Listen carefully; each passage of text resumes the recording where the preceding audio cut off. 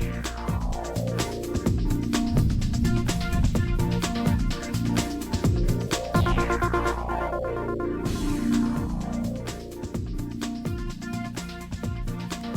evening, you're watching No Spin and I'm Nidhi Razdan. The big story today at this hour, evacuating Indians from Ukraine's second largest city of Kharkiv.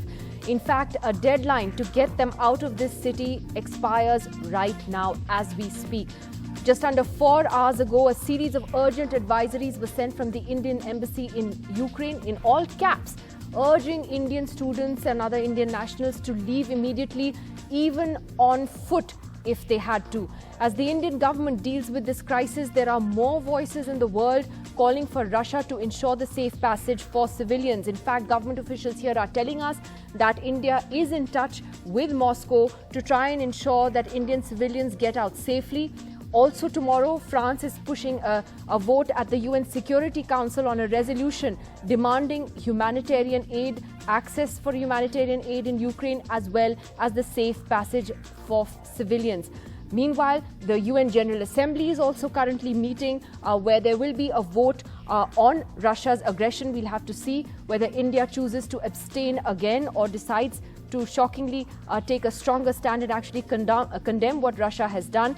The big question, though, is will sanctions imposed by the West, and there have been a series of them, will they actually do some serious damage? At the moment, it has not deterred Vladimir Putin, who's making Kim Jong-un of North Korea look positively Nobel Peace Prize worthy. That's exactly what Putin is doing. So let's just take a look at what these sanctions are and what exactly potentially they could do to Russia and its economy. So firstly, we know that the assets of Russia's central bank have been frozen. The central bank has some $600 billion in reserves. Now, most of that money cannot be accessed by Russia because it is in foreign currency. Major Russian banks have been banned by the US, the UK, the European Union from what is known as the SWIFT financial messaging services, which basically means that Russian banks, people, businesses, etc. will find it very, very difficult, very, very slow to conduct financial transactions in the world market. It will also slow payments to Russia for oil and gas exports, which is really their USP. Businesses from these different Western countries have been banned from dealing with Russia's central bank. Assets of wealthy Russians, including Putin himself, have been frozen. European Union airspace, American airspace has been banned for Russian jets, including the private jets of those oligarchs who have those fancy planes. Switzerland, which is neutral, they've also adopted these EU sanctions against Russia, which is sort of completely unexpected. The result of that already is that the Russian ruble has crashed. Inflation within Russia may rise to 70%. So there's clearly stress on the Russian economy as a result of this. But there are some loopholes as well, because these sanctions have clearly avoided Russia's energy sector. Russia is a key supplier of energy, of oil and gas to the rest of the world, to Europe, etc. And so therefore these countries are very careful in not directly targeting this particular sector in Russia. Also, geopolitically, the question is whether this will drive Russia into the arms of China. It's already moving much closer to Beijing, and is it going to sort of facilitate that much, much faster?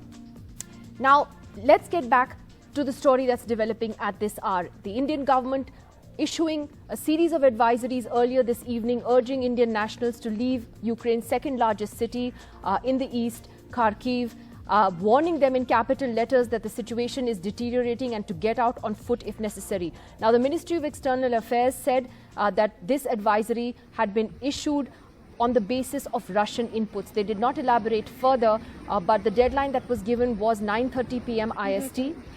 That was just 4 hours ago when the first advisory was put out. And the difficulty for students, honestly, is that they just haven't been able to get from where they are, from their hostels, from their bunkers where they've been holed up for the last few days, to the train station or to these other points, specific points that have been mentioned in the advisory. Government officials here are saying that many students have been able to get out, most of them female students, but we're still waiting for confirmation from the ground on just how this is going to play out. Joining us first on the program tonight is India's former Foreign Secretary, Nirupama Menon Rao. Ma'am, what do you firstly think of, these urgent advisories that have come in today? also hearing that, India is in talks with Moscow for the safe passage of Indian students. How will that actually work out on the ground in a war zone? Thank you, Nidhi. First and foremost, I think one must appreciate the fact that the war situation in Ukraine has now become a humanitarian crisis. You mentioned our students. Obviously, it is the priority for all of us to ensure that they get out of Ukraine safely and securely. The situation has deteriorated. You spoke of the city of Kharkiv, which has been the target of Russian attack. And given that deteriorating situation, one can well imagine the difficulties facing these young ones who need to get out of this place of attack and destruction all around them. So one can only hope that these instructions issued by the Indian government, they've given them very little notice, but that can't be helped. I mean, one can't blame anybody for having issued these instructions so late.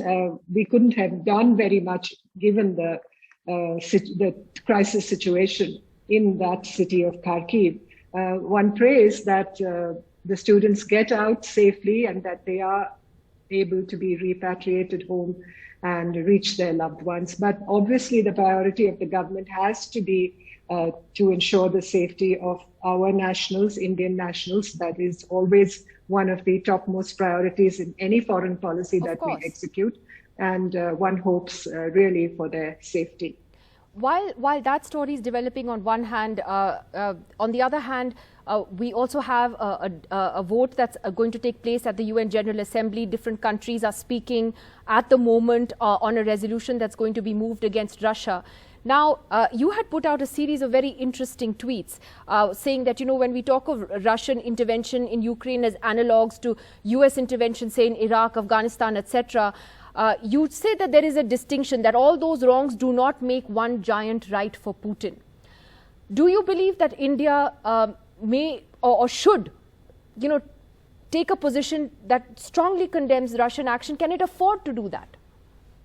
Well, I just mentioned the deteriorating humanitarian situation in Ukraine and the fact that innocent civilians have been at the receiving end of military conflict in that country.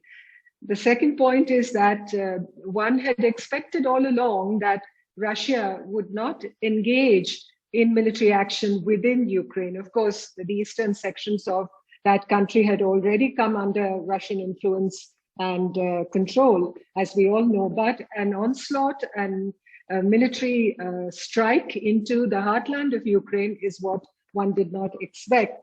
India has remained neutral, has taken the middle path. It's probably the safest path to take under these circumstances, given our strong relations with Russia over the years, but also our concern about what has happened in Ukraine and the fact that we have constantly advocated for the need to end this conflict through sustained diplomatic effort. But given the fact that the situation is evolving so rapidly, how much of a challenge it will be for India to maintain this position is obvious to all of us. And we'll have to see how the vote on this UNGA resolution goes. I noticed that one of our closest friend and partner, Bhutan, has voted in favor of the resolution against Russian aggression. That's an interesting. I was going to point that out. In fact, Bhutan has talked about respecting sovereignty. In terms of values, again, at a time when India is facing a Chinese aggression on our borders, and when we talk of the respect for the rule of law, of sovereignty, doesn't that moral imperative then increase on India to take a position here? I think there is definitely a moral imperative. One can adopt the standard line that there's very little room for morality in international politics, that one acts in one's interest. But there is always that combination of values and interests that I believe we seek to ensure, particularly as the world's largest democracy, with respect for fundamental freedoms and with respect for sovereignty and the maintenance of territorial integrity as one of the foundational principles of our foreign policy and indeed of our strategic autonomy vis-a-vis the rest of the world. And the Russian action in Ukraine, the crossing of the international border into Ukraine, Ukraine is a sovereign country, an independent member of the United Nations. It has a history, it's true, of being conjoined with Russia. There is a historical background to that, but in over the last century, those ties have diluted, and they ended, of course, with the collapse of the Soviet Union and the establishment of Ukraine's independent status, which all of us respect. And India is one of those countries that recognizes Ukraine as a sovereign independent country. And the fact that that principle of sovereignty and territorial integrity of Ukraine has been violated, whatever we say, from whichever angle that we look at it, whatever rationale we may provide for it, it is true.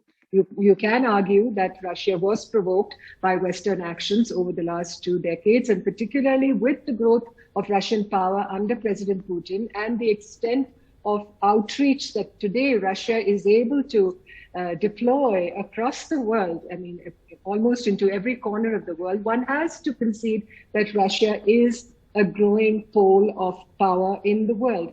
But that doesn't excuse Russia's actions, in my opinion.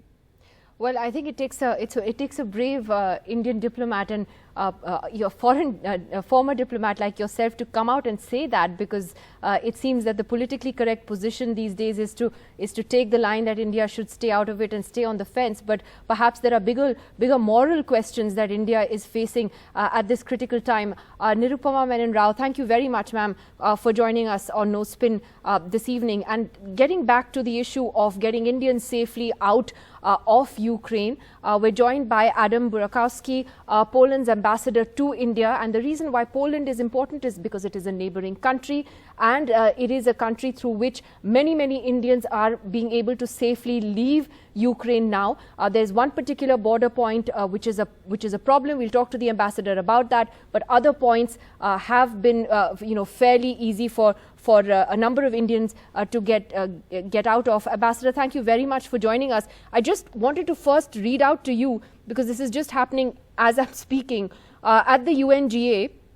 I believe the Belarus PR said that Indian students were beaten up at the border by Polish guards.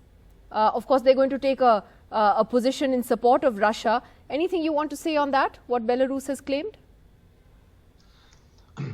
Good evening, madam. So first of all, I would like to tell you that Russia invaded Ukraine, and Poland, also with our friends from European Union and other countries, condemned Russia and its aggression. Here you see, you are just showing what Russia is doing to Ukraine, to the civilians, to the infrastructure. So we strongly condemn Russia's behavior. Poland is helping. Poland is the first to help. We have already received more than 4 lakhs refugees from Ukraine, from Russian aggression. These people are escaping Russian bombs. These people are escaping Russian bullets. And we are helping them. We are helping everybody who comes to Poland, and we are really open-heartedly welcoming everybody, regardless of nationality. We are facilitating everything for them. There is no need for visa to come to Poland when you are escaping from Russian bullets and Russian bombs from Ukraine. So we are really open for you, and this operation with the Indian students is coordinated by the Indian Embassy in Warsaw and General B.K. Singh, who is there on place. And I can tell you that these border points, there are lakhs of people. As I said, yes. Sorry, Ambassador, there is one particular point at which Indian students were facing a lot of difficulties, and I understand that's because the Ukrainian officials at that point were being very difficult with them and not allowing them to cross there. And this has been a problem, with different border points as well. Has that eased up at all? So I can just tell you that there are lakhs of people. As I said, we already accepted 4 lakhs, and the number is growing very rapidly. So these places are just congested. But all these fake news that the border point is closed or something like this is just a fake news spread to cause panic and to target the people who are in need and to spoil the whole operation. Please refer only to the official information of the Indian embassy and Operation Ganga social media accounts. The same message has been shared by General V.K. Singh, who is on ground. He also advised only to refer to trusted sources of information, because the trusted sources of information, they provide you with the info, where to go, what to do, whom to contact. You should trust only them because these are people who are willing to help you. And all this fake news from some untrusted sources, they can spoil the whole thing. So please trust only the official social media accounts of the Indian embassy in Warsaw, of the Operation Ganga, because they provide with real trustworthy information. And there are some contacts number, and also Polish authorities and Polish society is helping a lot. Everybody in Poland helps refugees. Everybody in Poland supports Ukraine. All right. Well, thank you, Ambassador, and thank you for your efforts in trying to get Indian nationals safely out of Ukraine and back home. We appreciate that very much. Thank you. I'm just going to go back to the top story of Indians having to leave, Indian nationals having to leave Kharkiv in a very urgently worded series of advisories. The government of India asked them to get out of there. We have Dr. Diksha Pandey, who is at the Sumy State University, which is a couple of hours from Kharkiv. And we were just speaking to some of your colleagues in the university there, Dr. Diksha Pandey. So how are things where you are at the moment? They were also talking about, hearing some shelling and firing just a little while earlier. Yes, ma'am. There was a shelling and firing just half an hour ago, I guess, near my place. And there was bombardment in the morning, 7:30. And we were in bunkers for 3 to 4 hours. As situation normalized a bit, we took a risk of coming out and having preparing a meal for ourselves. The situation is deteriorating day by day, and I don't see Sumy airing so much in the news or wherever news platforms. The only talk is about Kharkiv, but there are 700 international Indian students stuck here who are seeking for help on different platforms, but we do not see any update from the embassy till now. Just tell me, what is the situation in terms of, are you able to get out to, buy certain essentials, things like that? Are you able to do that, or are you just completely, hunkered down where you are? It's completely house arrest, ma'am. If we are wherever in the hostel, we have to stay in the hostel, or if bunker, we have to stay in the bunker. It's totally unsafe to go out. There is no transportation also, ma'am. I believe, there's no private cars, there's obviously no taxis, nothing. How are you managing then in terms of just supplies, food, etc.? Ma'am, a company called Kusum Pharmaceuticals is delivering whatever they can free of cost at our doorsteps.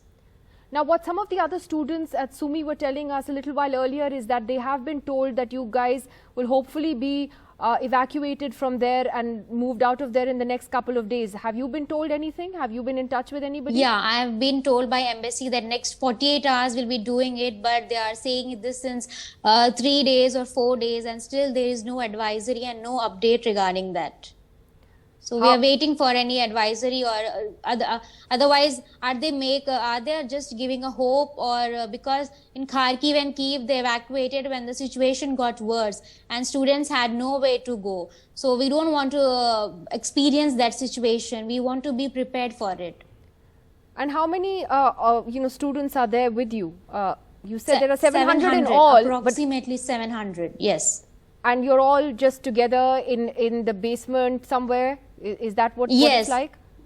Yeah, we live in different hostels. There are totally 6 hostels of Sumy State University. Every hostel has their respective bunkers. Okay. Have you been talking to your family regularly? Yes, I have been in touch with them. Where are they here? Where are you from? I'm from Hyderabad, India. Yeah, well, I know you're from India, but how are they sort of doing in all of this? They must be so worried about you. They are worried, they are panicked, they are searching for their ways to have any help, or they are just trying to contact anyone from embassy from India who can just assist us in helping here, because people here, the officials are not lifting the calls, they are not attending, they are disconnecting the calls. I'm trying 20 times, 30 times, and one time the call gets connected. Well, so it's very difficult even to communicate with them for information. Well, Diksha, we only get to know what the information is coming only when the advisories have been released. We don't have any prior information from them. Just hang in there, Diksha. Hopefully in the next couple of days you will be out of there, and you will be out of there safely. So just hang in there, to you and all your classmates and other colleagues there. Thank you, Diksha, and stay safe. Thank you, ma'am. All right, let me just play out for you another student, Himanshu. We spoke to him just a little while earlier. He actually was trying to leave Kharkiv, if I'm not mistaken. This is the difficulty that students are actually facing on the ground despite these advisories. Kharkiv से निकलने वाला था, Lviv जाने वाला था, border cross करने वाला था, लेकिन जो यूक्रेनियंस हमें ट्रेन बोर्ड करने नहीं दे रहे हैं, गन शॉट फायर कर रहे हैं, हमें डरा रहे हैं, धमका रहे हैं। हम लोगों को ट्रेन में चढ़ने नहीं दिया जा रहा है, और लड़कियों को मारा भी जा रहा है, लड़कों को मारने की धमकी भी दी जा रही है। आपको कौन थ्रेटन कर रहा है? कौन ट्रेन में नहीं चढ़ने दे रहा है? जो यूक्रेनियन नॉर्मल जो यहाँ पे सिविलियंस हैं वो लोग। मैम, और आप कितने स्टूडेंट्स हैं इस वक्त खार्किव स्टेशन पर? मैम, हम अप्रॉक्स 800 स्टूडेंट्स हैं। 800 स्टूडेंट्स हैं आप?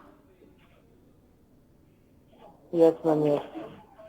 और मैम हाथ में 5 मिनट के बाद मिसाइल्स भी रशियन आर्मी की तरफ से फेंके गए, तो ब्लास्ट भी हुआ, तो हम बहुत डर चुके हैं। मैम, 3 जगह हैं जो इंडियन एम्बेसी ने लिखी है एडवाइजरी में, आप कैसे पहुंचेंगे ये जगह तक?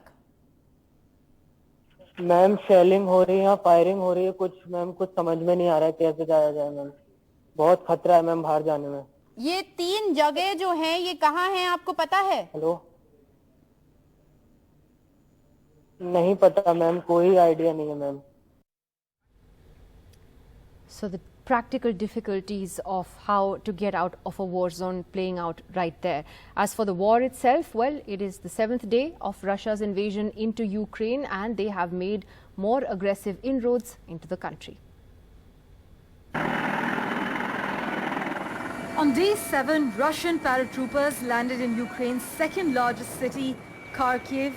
Only yesterday, dozens of civilians, including an Indian student, were killed in Russian bombings. The Ukrainian military says Russian troops also attacked a regional military hospital. A missile struck key buildings belonging to the police, the Security Service of Ukraine, and Karasin National University on Wednesday morning. The city's mayor says Kharkiv is partially surrounded by the Russian army, which the Ukrainian military is currently holding back heroically. The Russian military claims to have taken control of the Black Sea port city of Kherson, a claim Ukraine has denied. But if Russia has captured it, experts say it would be a big blow to Ukraine, since it is located strategically on the Dnieper River and therefore becomes crucial for movement of supplies. Another Ukraine's port city in the southeast, Mariupol, is reportedly under constant shelling from Russia. The BBC is reporting that a 40-mile-long convoy of Russian armored vehicles is about 15 miles north of the capital, Kiev. There are also reports of local resistance to Russian forces. These pictures show a highway in Zaporizhzhia where local residents put up a fight. Another video shows the National Guard of Ukraine. Russia's foreign minister, meanwhile, upped the ante and warned of a nuclear war. Ukraine President Vladimir Zelensky has sought help from the United States, saying it is important to stop the aggressor at the earliest. Ukraine claims that it has killed 5,840 Russian troops. For now, the Russian military action is facing better than expected resistance from Ukraine, but it has also become more aggressive. NDTV Bureau Report. That's it for now. Thanks for watching.